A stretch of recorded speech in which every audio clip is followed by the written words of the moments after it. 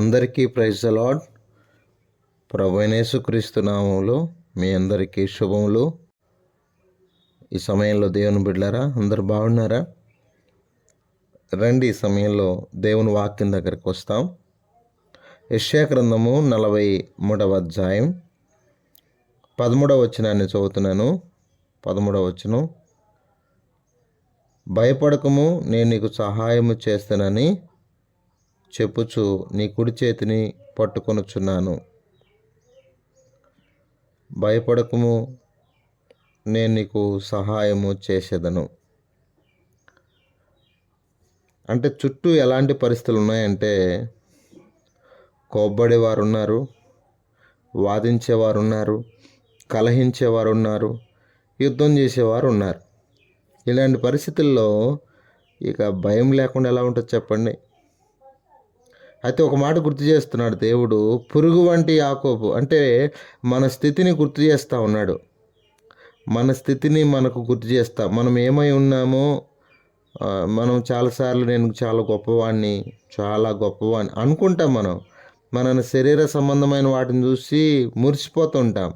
నాకు తిరుగులేదు, ఎదురు లేదన్నట్టుగా ఏదో దాన్ని ఆధారం చేసుకొని దేవుని ఘనతను పక్కన పెడుతూ ఉంటాం. అయితే దేవుడు గుర్తు చేస్తున్నాడు, పురుగు వంటి యాకోబు, స్వల్ప జనముగు ఇశ్రాయేలు, భయపడకుడి, నేను నీకు సహాయము చేయుచున్నాను. ఎంత బాగా చెప్తున్నాడు. మీరు స్వల్ప జనము, మీరు పురుగు లాంటి వారు కాబట్టి పురుగును తొక్కేస్తే ఏమవుతుంది? అర్థమవుతుందా? అంటే వాళ్ళ స్థితిగతి గురించి దేవుడు మాట్లాడుతున్నాడు. నేను మీకు సహాయకరంగా ఉన్నాను, నేను మీకు సహాయం చేస్తాను, నేను మీకు తప్పక సహాయము చేయగలను. అందుకే దేవుడు తన కార్యాన్ని ఎప్పుడు ఎంత ఘనముగా ఎంచగలడు. తన ప్రజలను ఆయన ఘనపరచగలడు ఉన్నతమైన విధానంలో. అందుకే 19వ వచనంలో, చెట్లు లేని మెట్ల మీద నేను నదులు పారజేసేదను, లోయల మధ్యన ఊటలను ఉపకజేసేదను, అరణ్యమును నీటి మడుగ్గాను, ఎండిన నేలను నీటి బుగ్గగాను చేసేదను. దేవుడు చేయడనుకుంటున్నారా?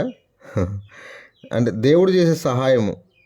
18వ వచనం: జనులు చూచి యెహోవా హస్తము ఈ కార్యము చేసిననియు, ఇశ్రాయేలు పరిశుద్ధ దేవుడు దీన్ని కలుగజేసిననియు తెలుసుకొని మనస్కరించి స్పష్టముగా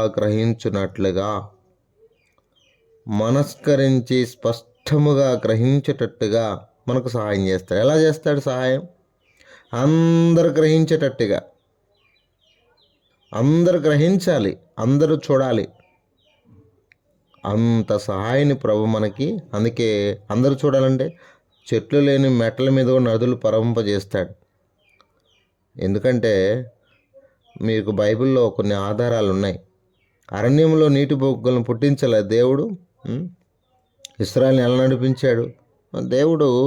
వారికి ఆహారాన్ని, నీటిని ఎంత చక్కగా వారికి దేవుడు ప్రవహింపజేశాడో, రప్పింపజేశాడో మీరు చూశారు కదా. నా ప్రియ స్నేహితులారా, ఎండిపోయిన ఎముకలు సమూహంగా మారలేదా బైబిల్లో? ఎహెజ్కేలు గ్రంథంలో మృతతుల్యమైన గర్భం తెరవబడలేదా? ఇస్సాకు లాంటి అమూల్యమైన వ్యక్తిని కనలేదా? ఎలిజబెత్ అయితేనేమి, హన్నమ్మ అయితేనేమి, రాహేలమ్మ అయితేనేమి, ఎంతమంది గర్భాలను దేవుడు తెరవలేదా? అంటే దేవుడు వారికి చేసిన సహాయము. దేవుని సహాయము లేనిది, దేవుని సమయోచితమైన సహాయం లేనిది ఏం చేయగలం మనం? గుర్తుపెట్టుకొని మనందరం కూడా పురుగు వంటి వారం, స్వల్ప జనం.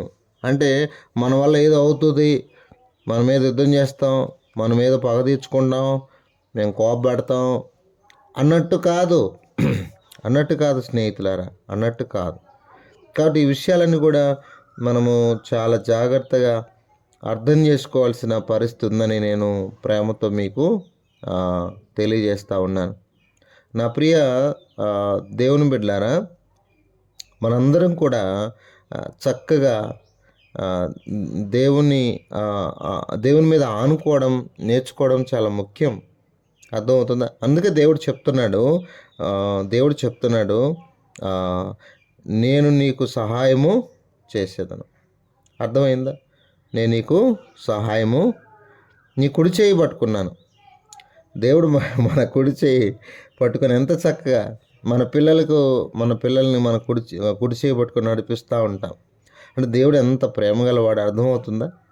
కుడి చేయి పట్టుకొని చక్కగా ఎంత ప్రేమగా.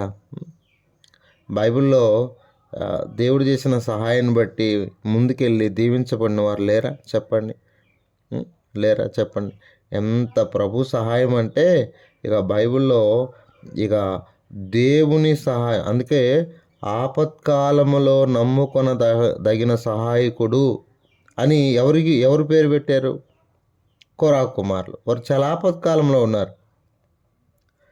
దేవుడు సహాయం చేసేవాడు. నా ప్రియ దేవుని బిడ్డలారా, దేవుడు అలాంటి ఘనమైన కార్యాలు చేస్తాడు. ఆయన ఈ భూమి మీద ఎంతో ఘనమైన కార్యాలు చేయగలడు. అర్థమవుతుందా? ఎన్నో ఘనమైన కార్యాలు చేయడానికి ఆయన సమర్థుడు. కాబట్టి ఎవరు చేయలేని సహాయము. అర్థమైందా? మన చేయి విడువక ఆయన మనకు చేయబోతున్న ఆ మేలుల జాబితా ఎంత ఉంటుందంటే ఆ లిస్ట్ ఇప్పుడు మనకు అర్థం కాదు.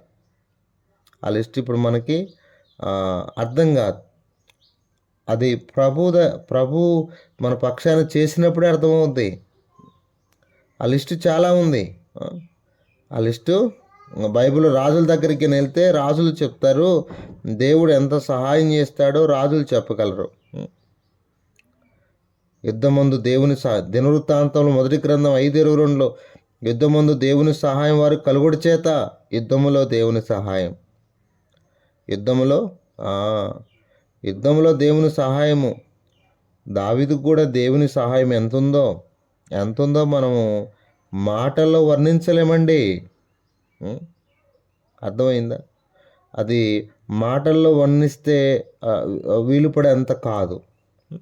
నా ప్రియ స్నేహితులారా, దేవుని సహాయం లేకపోతే ఈ భూమి మీద మనము ఏ విషయంలో అయినా కావచ్చు, అది యుద్ధ విషయంలో కావచ్చు, మన కుటుంబ పరిస్థితుల విషయంలో కావచ్చు.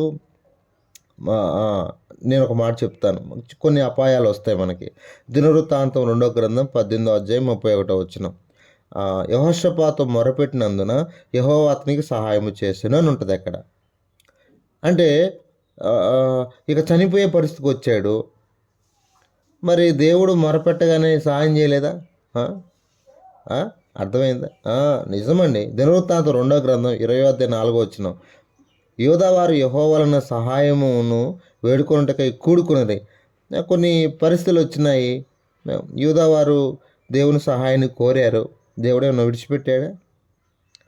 దినవృత్తాంతం 2వ గ్రంథము 26వ అధ్యాయం 15వ వచనం. ఇక్కడ ఒక రాజు ఉన్నాడు, ఆయనకు దేవుడు ఆశ్చర్యకరమైన సహాయం చేశాడట. ఏ సహాయాన్ని? ఆశ్చర్యకరమైన సహాయాన్ని. ఇవన్నీ కూడా భయమైన పరిస్థితుల్లోనే, యుద్ధ రంగంలో దేవుడే చేస్తాడండి. నిజంగా దినవృత్తాంతం 2వ గ్రంథం 32వ అధ్యాయం 7వ వచనంలో, ఎందుకంటే అతనికి కలిగి ఉన్న సహాయం కంటే ఎక్కువైన సహాయం మనకు కలదు. అంటే దేవుడు ఎక్కువైన సహాయాన్ని మనకు చేయగలడు. అందుకే మొర్దెకై అంటాడు, అమ్మా నువ్వుకైనా సహాయం చేయకపోతే వేరే దిక్కు నుండి మాకు సహాయము వస్తుంది. ఒకవేళ ప్రభు నిన్ను నియమించింది ఎందుకైతే నువ్వు మాత్రం చేయాలి. నువ్వు కనుక చేయకుండా మౌనంగా ఉన్నావు అనుకో, నీవు నీ ఇంటి వారు నశించిపోతారు. అంటే యూదులకు సహాయము దేవుడు ఏ దిక్కునైనా, అవునండి, తన బిడ్డలకు, యూదులంటే తన బిడ్డలైన వారికి దేవుడు ఏ దిక్కు నుండి అయినా రప్పించగలడు. ఏ దిక్కు నుండి అయినా వరకు సహాయాన్ని పంపగలడు. కాబట్టి దేవుని బిడ్డలారా, ప్రభు సహాయుడు. ఆయన ప్రతి పరిస్థితుల్లో నీ మీద కోపపడేవారు ఉంటారు, వాదించేవారు ఉంటారు, కలహించేవారు, యుద్ధం చేసేవాళ్ళు ఉంటారు. వీటన్ని పరిస్థితుల్లో అతక రాసుంది, సిగ్గుపడి విస్మయం ఉంటారు కోపపడేవారు, వాదించేవారు మాయమైపోతారు, కలహించేవారు వెతికినా కనపడరు, యుద్ధం చేసేవారు మాయమైపోతారు. ఎందుకంటే ప్రభు నీ సహాయుడు, నీ చేయి పట్టుకుంటున్నాడు, ఆయన నిన్ను విడిచిపెట్టేవాడు ఎంత మాత్రం కాదు. కాబట్టి చక్కగా ప్రభుని సేవిద్దాం, ప్రభుని కనపరుద్దాం. ప్రభువే మన సహాయుడు. ప్రార్థన చేసుకుందాం.